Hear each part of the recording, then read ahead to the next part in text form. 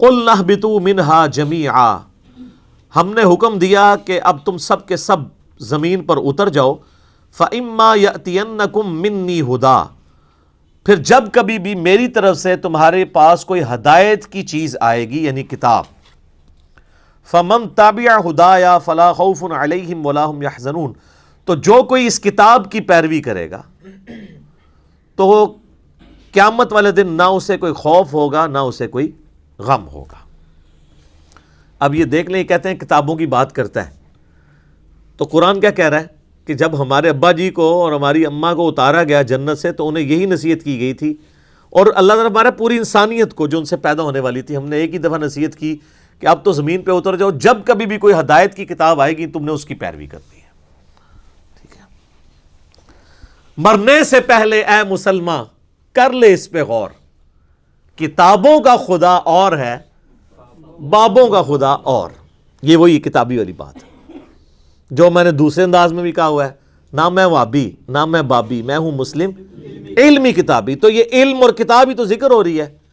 پہلی نصیحت انسانیت کو یہ ہو رہی ہے کہ اب جا رہے ہو نا زمین پہ تو بس میری کتابوں کا انتظار کرنا ہے. تو جو کوئی کتابوں کی پیروی کرے گا اس کو نہ کوئی خوف ہوگا نہ کوئی غم. والذین کفروا وکذبوا بآیاتنا، اور جو لوگ ہماری آیات کا کفر کر دیں گے اور اس کو جھٹلا دیں گے، اولئک اصحاب النار، ایسے لوگ ہوں گے پھر جہنمی، ہم فیہا خالدون، وہ رہیں گے ہمیشہ ہمیش اس میں. تو جہنمیوں کی نشانی کیا ہے؟ جو اللہ کی کتاب سے بھاگے. جو کتابی نہیں ہے نا وہ جہنمی ہے. تو علمی کتابی ہونا چاہیے بندے کو، اور جو علم اور کتاب کو کہتا ہے سائڈ پہ رکھو اور سٹوریاں اور کہانیاں اور فرسودہ خیالات ان کو لے کے چلتا ہے تو اس کے لیے پھر اللہ تعالیٰ نے دوزخ بنائی ہے. اچھا، یہ جو آیات ہے نا سورۃ البقرہ کی آیت نمبر 38، اس میں اللہ تعالیٰ نے ریویلڈ نالج کا ذکر کر دیا ہے، وحی کے علم کا، کتاب اور سنت. سنت بھی اس میں شامل ہے کیونکہ سورۃ الاحقاف میں آگے 26ویں پارے کے پہلے صفحے پہ یہ آیت ہے، ایتونی بکتاب من قبل ھذا او اثارۃ من علم ان کنتم صادقین. اے نبی ان سے فرماؤ کہ اگر تم میری اس کتاب کو نہیں مانتے ہو تو اس کتاب سے پہلے جو باقی نبیوں پہ کتابیں نازل ہوئی ہیں یا کوئی علم کے آثار ان کے آ رہے ہوں. تو علم کے آثار کو اللہ نے کتاب سے الگ ذکر کیا. علم کے آثار کیا؟ سنت. تو تم سچے ہو تو پھر اس سے بات کرو. ایتونی بکتاب من قبل ھذا او اثارۃ من علم، کتاب اور علم دونوں آ گیا، علمی کتابی. ٹھیک ہو گیا؟ تو یہ ہے ریویلڈ نالج جو اللہ تعالیٰ اپنے پیغمبروں کے ذریعے دیتا ہے. پیغمبر اللہ اور مخلوق کے درمیان وسیلہ ہیں. اگر کوئی شخص پیغمبروں کے وسیلے کے بغیر کوئی عقیدہ اختیار کرے گا تو وہ عقیدہ خواہ کتنا ہی اچھا کیوں نہ ہو اللہ کے حضور قابل قبول نہیں. یہ وسیلہ یہ پاکستان انڈیا والا نہیں، وسیلہ کہتے ہیں واسطے کو. اللہ اور مخلوق کے درمیان واسطہ پیغمبر ہے. پیغمبر کو اگر کوئی چھوڑ دیتا ہے تو ظاہر ہے پھر وہ اللہ کے بارے میں ایسی کوالٹیز کلیم کرے گا جس کو اللہ اون ہی نہیں کرے گا. پیغمبروں کو اللہ تعالیٰ رول ماڈل اس لیے بناتا ہے کہ انسان اپنی محبت میں کوئی اللہ کے ساتھ ایسے عقیدے وابستہ نہ کر دے کہ وہ اپنے ذوم میں تو وہ محبت میں کر رہا ہو اور اللہ تعالیٰ کو وہ چیزیں ناپسند ہوں. اب جن لوگوں نے یہ کلیم کیا کہ اس مخلوق میں اللہ تعالیٰ حلول کر جاتا ہے یا یہ مخلوق بھی خالق ہی نے مخلوق کا روپ دھار لیا ہے، تو یہ اللہ کی نفرت میں نہیں انہوں نے کیا، اللہ کی محبت میں کیا. انہوں نے کہا لا موجود الا اللہ، ہم اللہ کے سوا کسی وجود کو ماننے کے لیے تیار نہیں ہیں. پھر وہ اس میں اتنا غلو کر گئے کہ انہوں نے کہا یہ جو آپ کو مخلوق بھی نظر آ رہی ہے نا یہ بھی اللہ ہی نے مخلوق کا روپ دھار لیا، نعوذ باللہ. تو یہ عقیدہ جو ہے وہ اللہ کی محبت میں ہی آیا نا کہ ہم اللہ کے سوا کسی کو ایسے پرسنالٹی ماننے کے لیے تیار ہی نہیں ہے. لیکن کیا یہ پیغمبروں کا عقیدہ تھا؟ نہیں. پیغمبر کے عقیدے کے بغیر، پیغمبر کی بتائی ہوئی تعلیمات کے بغیر آپ کچھ سے کچھ کر لیں گے. اس لیے پیغمبروں کو رول ماڈل بنایا جاتا ہے. لقد کان لکم فی رسول اللہ اسوۃ حسنہ، بے شک نبی علیہ السلام کی زندگی میں تمہارے لیے بہترین نمونہ ہے. ورنہ انسان نے تو اپنی عقل سے تو آپ دیکھیں اتنی مت ماری گئی کہ ہاتھوں کے تراشے ہوئے بتوں کے آگے بھی لوگ جھکے. ویسے یہ عقل نہیں مانتی. اگر ہمارا پڑوسی ملک انڈیا نہ ہوتا اور وہاں پہ 90 کروڑ ہندو نہ ہوتے تو ہمارا دل کبھی نہ ٹھکتا کہ یار پڑھا لکھا بندہ بھی اپنے ہاتھوں کے بنائے بتوں کے آگے جھک سکتا ہے. تو جائیں سر, دنیا میں سب سے زیادہ پی ایچ ڈیز امریکہ کے بعد انڈیا میں ہے, اور وہ پی ایچ ڈی بھی بتوں کے آگے جھکے ہوتے ہیں. یہ تو اللہ بھلا کرے عامر خان کا کہ اس نے پی کے فلم بنا کے ان کا جنازہ نکالا ہے, لیکن پھر بھی لوگ فالو تو کر رہے ہیں, چل رہے ہیں اس چیز کے پیچھے. تو یہ آپ کے سامنے ثبوت ہے کہ اس ماڈرن دور میں بھی پڑھے لکھے لوگ ہونے کے باوجود اپنے ہاتھوں کے تراشے ہوئے بتوں کو پوجتے ہیں. اچھا, وہ بت جب پرانے ہو جاتے ہیں نا تو وہ بتوں کو ٹرالیوں کے اوپر لوڈ کر کے باقاعدہ پلوں پہ لے کے جاتے ہیں, اوپر سے نیچے پھینکتے ہیں دریاؤں کے اندر, ٹھیک ہے, اور وہ کچھ ادھر ہی ٹوٹ رہے ہوتے ہیں, کچھ نیچے دھڑل سے گرتے ہیں. پھر بھی ان کو عقل نہیں آتی ہے کہ یار جو آپ کا معبود جس نے آپ جو بنایا ہوا ہے وہ پرانا ہو گیا, آپ اس کو پھر نیا گھڑ رہے ہیں. تو اب پھر انہوں نے خیر اس کے لیے اور پلی لیے. ویسے کتابیں تو ہندوؤں کی سپورٹ نہیں کرتی ہیں. As far as books are concerned دنیا میں کوئی بھی مذہب ایسا نہیں ہے جس کی کتابیں شرک کی طرف مائل ہوں. ہندوؤں کی بھی جو کتابیں ہیں نا, ویدیں جو ان کی مین جو کتابیں ہیں یا اپنیشدس ہیں, آپ ان کو بھی پڑھیں تو اس میں بھی ون گاڈ کا کانسیپٹ ملے گا. اور وہ یہ کہیں گے ہم یہ جو اسٹیچو بناتے ہیں نا یہ صرف دھیان کے لیے بناتے ہیں, بھگوان تو ایک ہی ہے.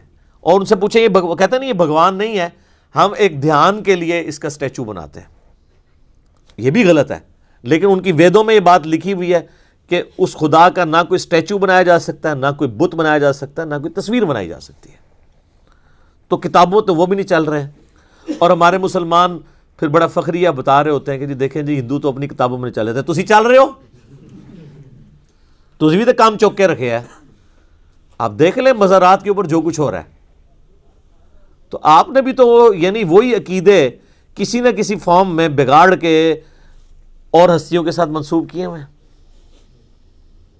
اور پھر ہندوؤں کو بھی موقع ملتا ہے, وہ بھی پھر جملے کستے ہیں اور ایسی ایسی باتیں کرتے ہیں, پھر ہمیں بری لگتی ہیں. تو اپنے اوپر بھی توجہ دینے کی ضرورت ہے.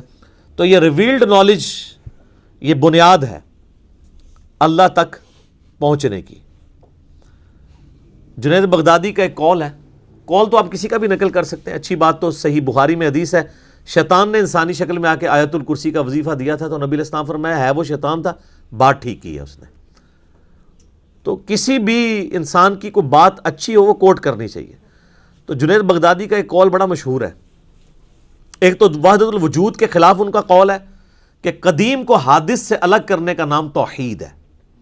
پورے کے پورے وحدت الوجود کو انہوں نے پیسیفک اوشن میں پھینک دیا یہ بات کہہ کے کہ توحید ہے یہ ہے کہ قدیم کو حادث سے الگ کرنا ہے.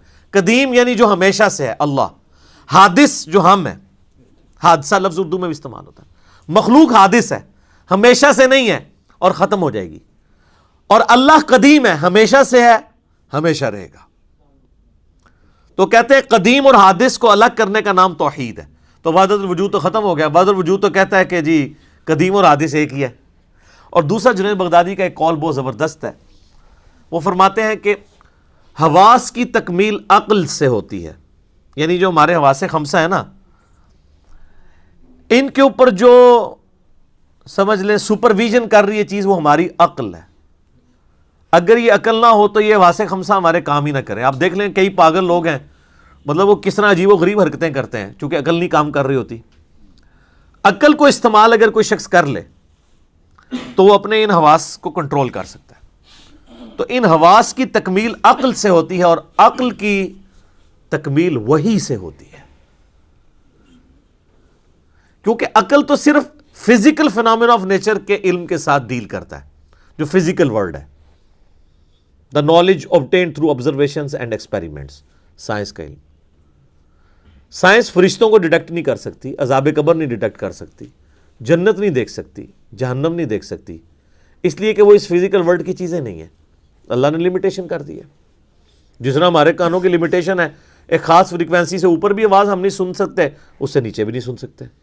ہمارے سونگنے کی حص جو ہے وہ بہت کم ہے, کتے کی بہت زیادہ ہے. اس لیے آپ کو کتے نظر آتے ہیں ایئرپورٹس کے اوپر سمگلنگ والے لوگوں کو پکڑنے کے لیے. وہ ایسی چیزیں سونگ لیتے ہیں جو ہم نہیں سونگ سکتے. ہاتھیوں کی حساب دیکھ لیں, 40 کلومیٹر دور وہ زمین پہ پاؤں مار کے دوسرے ہاتھی کے ساتھ کمیونیکیشن کر لیتے ہیں 40 کلومیٹر کوئی ولی نہیں کر سکتا، ہاتھی کر لیتے ہیں۔ چڑیا دیکھیں اڑ لیتی ہے، کوئی بزرگ نہیں اڑ سکتا، ہے تو کوئی اڑ کے دسے، چڑیا تو ہم روزانہ اڑتے ہوئے دیکھتے ہیں۔ اور آپ دیکھیں کہ انسانوں کے بنائے ہوئے ڈرونز یا جہازوں کو اڑنے کے لیے، لینڈ کرنے کے لیے رن وے چاہیے، اور چڑیا کو آپ دیکھیں کوئی رن وے نہیں چاہیے، ادھر سے اس تار سے اڑے گی اور ڈائریکٹ دوسرے تار پہ اترے گی، کوئی اس کو بھاگنا نہیں پڑتا، کوئی اس کو پلین جگہ نہیں چاہیے۔ کتنی پروفیشن کے ساتھ مخلوقات اللہ نے بنائی ہے۔ تو یہ فزیکل ورلڈ کے ساتھ جو علم تعلق رکھتا ہے یہ سائنس کا علم ہے۔ سائنس کا علم بھی ڈیفینیٹ ہے، جو اسٹیبلش سائنس ہو، ہم اس کو مانتے ہیں۔ مثلا پیٹرول آگ کو بھڑکا دیتا ہے، پانی آگ کو ٹھنڈا کر دیتا ہے، سورج مشرق سے نکلتا ہے مغرب میں غروب ہوتا ہے، یہ فزیکل ورلڈ سے تعلق رکھتی چیزیں۔ یہ تو حضرت ابراہیم علیہ السلام نے سورۃ البقرہ میں اللہ تعالیٰ کے ایک ہونے پہ دلیل دی تھی نمرود کو کہ میرا رب وہ ہے جو مشرق سے سورج نکالتا ہے، تو اگر رب بننے کا دعویٰ کر رہا ہے نا تو مغرب سے نکال کے بتا، تو ہکا بکا رہ گیا تھا۔ فزیکل ورلڈ کی چیزیں بھی اللہ ہی کا علم ہے، کیونکہ کتابیں اللہ کا قول ہیں اور یہ کائنات اللہ کا فعل ہے، قول اور فعل میں تضاد نہیں ہو سکتا، ٹھیک ہے۔ تو وہ جو علم ہے نا، جو ایکوائرڈ نالج ہے سائنس کا علم، اس کا ذکر بھی اسی رکوع کے اندر سٹارٹ میں آ گیا تھا۔ کون سا؟ وَعَلَّمَ آدَمَ الْأَسْمَاءَ كُلَّهَا، آدم علیہ السلام کو ہم نے ہر چیز کا نام سکھا دیا تھا۔ پوٹینشلی اللہ تعالیٰ نے عقل ڈال دی تھی انسان کے دماغ میں۔ پوٹینشلی اگر میں آپ سے پوچھوں یہ آم کی گٹھلی کے اندر درخت ہے، تو اگر آپ تھوڑے عقل مند ہوئے تو آپ کہیں گے ہاں درخت ہے، اور اگر زیادہ عقل مند ہوئے تو آپ کہیں گے کروڑوں درخت ہیں اس کے اندر، کیونکہ جب اسے بوئیں گے ہزاروں آم لگیں گے، ہر آم کے اندر ایک گٹھلی ہوگی، وہ ہر ہزار جو ہے 1000 اور درخت، تو یہ تو ایک چین ریئیکشن شروع ہو جاتا ہے۔ تو یہ گٹھلی جو آپ کو بظاہر نظر آ رہی ہے یا بیج نظر آ رہا ہے، آم کی گٹھلی اس کا بیج ہی ہوتی ہے، اس کے اندر پورا پوٹینشیل وہ ڈیٹا موجود ہے۔ انسانی عقل میں بھی اللہ نے وہ ڈیٹا ڈالا تھا جو صدیوں کے ساتھ گزرنے کے ساتھ ساتھ آہستہ آہستہ، جس طرح آم کا درخت 8 سال میں ایک پورا پیڑ بنتا ہے نا، اسی ایک گٹھلی میں سے انسانی عقل بھی 10,000 سال کی اس تاریخ میں کرتے کرتے آپ دیکھیں کس عروج پہ پہنچ چکی ہے، کہ عقلیں دنگ ہیں کہ انسان نے کیا کر لیا۔ بلکہ آج سے 100 سال پہلے کا انسان اگر زندہ ہو جائے تو وہ تو پاگل ہو جائے، اور آج کے ہر بندے کو بزرگ ماننے کے لیے تیار ہو جائے، ٹھیک ہے۔ یہ دیکھیں نا، ہم نے CCTV کیمرہ لگائے ہوئے ہیں، کوئی بندہ نیچے بھی دور بھی ہو تو میں اس کے کپڑوں کا رنگ بھی بتا سکتا ہوں اور اس کا سارا کچھ بتا سکتا ہوں۔ تو یہ پرانے زمانے میں اگر کیمرے ہوں، کسی کو پتہ نہ ہو، تو میں یہ بھی بتا سکتا ہوں کہ 15 دن پہلے کتنے بجے یہاں سے کوئی گزرا تھا کیمرے سے، کہیں گے یہ بزرگ دیکھو کتنے پہنچے نے۔ تو یہ سارا فزیکل ورلڈ سے تعلق رکھتا ہے علم۔ اس علم نے بھی کتنی ترقی کر لی ہے۔ تو اس چوتھے رکوع کے اندر اللہ تعالیٰ نے 2 علوم کا ذکر کیا ہے۔ سٹارٹ میں ذکر کیا ہے علم الاسماء کا، اور جس کے اوپر آج کل وہ جناب ناموں کا علم اور پتہ نہیں وہ نام بھی وہ حساب لگا کے رکھتے ہیں اور پتہ نہیں کیا کچھ کرتے ہیں، وہ یہ چیز نہیں تھی۔ پوٹینشلی عقل کی بات ہوئی، اور اینڈ پہ جا کے علم وحی کا ذکر آیا کہ علم وحی کو لے کے چلنا ہے۔ بس یہی 2 علوم ہیں جن کو قرآن مانتا ہے۔ اور 10 کمانڈمنٹس جو آئیں گی نا سورہ بنی اسرائیل کی آیت نمبر 36 میں 9th کمانڈ ہے، وَلَا تَقْفُ مَا لَيْسَ لَكَ بِهِ عِلْم، اے انسان کسی چیز کی پیروی اس وقت تک مت کرنا جب تک کہ اس کے بارے میں تمہیں علم نہ آ جائے۔ إِنَّ السَّمْعَ وَالْبَصَرَ وَالْفُؤَادَ كُلُّ أُولَٰئِكَ كَانَ عَنْهُ مَسْئُولًا، بے شک کان، آنکھیں اور عقل اس کے بارے میں تم سے پوچھا جائے گا تم نے اس کو استعمال کیوں نہیں کیا۔ تو اللہ تعالیٰ نے یہ چیز پوچھنی ہے مرنے سے پہلے۔ اے مسلمان کر لے اس پہ غور، کتابوں کا خدا اور ہے، بابوں کا خدا اور۔ یہ اللہ نے پوچھنی ہے بات کہ تو نے مرنے سے پہلے علم حاصل کیا تھا، یا تیرا ماننا یہی تھا کہ کالی بلی رستہ کاٹ دے تو نحوست ہے، گھر کی منڈیر پہ کوا بیٹھے تو مہمان آنے کی دلیل ہے، جوتی پہ جوتی چڑھ جائے تو سفر لکھا ہوا ہے، یہ تو مانتا تھا؟ اور گائے نے ایک سینگ کے اوپر زمین اٹھائی ہوئی ہے، دوسرے پہ اٹھاتی ہے تو زلزلہ آ جاتا ہے۔ ہسدے پہ نے سارے تو بھی ذکر ہے، اور اے بزرگاں نے جناب وہ سمندر روکے ہے۔ تے فلانے بزرگ نے جڑا انڈیا دے بم پھاڑ لے سن پل دے ہوتے اے بھی ہے نا سرکار. ہوں تو نئے ورژن بھی ہیں نا اویلیبل. باقی چیزوں پہ ہم خوش ہوتے ہیں, ہندو کہتے ہیں, تسی بھی جو کچھ کہتے ہو نا ہندو بھی ہستے ہیں تھوڑے ہوتے. آپ بھی تو کہتے ہیں نا فلاں بزرگ نے جو ہے سمندر روک لیا ہے. یہ لادہ بات ہے کہ وہ بزرگ جب زندہ ہوتے ہیں ان کا پیشاب بند ہوتا ہے تو وہ آغا خان ہی لے کے جانا پڑتا ہے انہیں. یہ لادہ بات ہے کہ اپنا پیشاب, اور اگر پیشاب رک رہا نہ ہو تو وہ پیشاب روک بھی نہیں کوئی سکتا. یہ دماغ سے آپ دیکھیں کئی لوگوں کے وہ سگنل ایسے جنریٹ ہوتے ہیں, ہارمونس ڈسٹرب ہو جائے تو آپ اپنا پیشاب پہ خود کنٹرول ہی نہیں رہتا. آپ لوگ بیمار ہوتے ہیں, آپ کو اٹھا کے مزاروں پہ لے جاتے ہیں, اور مزاروں والے جب بیمار ہوتے ہیں انہیں اٹھا کے ہاسپٹل لے جاتے ہیں, اور ہاسپٹل بھی وہ DHQ میں نہیں لے کے جاتے, شفا میں لے کے جاتے ہیں یا آغا خان میں. تو اپنے بارے میں وہ بہت سینسٹیو ہے. تو یہ دو علوم ہیں, ریویلڈ نالج اور ایکوائرڈ نالج, جن کو اسلام مانتا ہے. اسی کے اوپر ساری بنیاد ہے.